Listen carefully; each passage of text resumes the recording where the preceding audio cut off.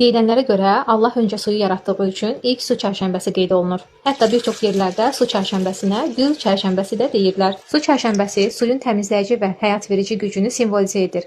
Qədim inanclara görə bir gün sular oyanır. Axar suların üstündən tullanmaq və əl-üz yumaq insanı pislikdən, xəstəlikdən təmizləyir. Su ruzi bərəkət və saflıq rəmzidir. Eyni zamanda su çərşənbəsi yazın gəlişinin ilk müjdəsi sayılır. Təbiət tədricən oyanır, torpaq islanır və həyat canlanmağa başlayır. Bu çərşənbədən artıq bütün evlərdə təmizlik işləri başlanılır. İnsanlar evlərində və həyət bacalarında dərin təmizlik edirlər. Kənd təsərrüfatı ilə məşğul olan insanlar isə əkim işlərinə başlayır. Qoy su çərşənbəsi hər evə bərəkət, hər qəlbə rahatlıq, hər niyyətə xeyir gətirsin. Su kimi saf, su kimi aydın bir il olsun. Bugün həm çərşənbə, həm də iftar süfrəsi oldu. Rəbbim tutulan oruçlarımızı və edilən dualarımızı qəbul etsin. Çərşənbəmiz mübarək.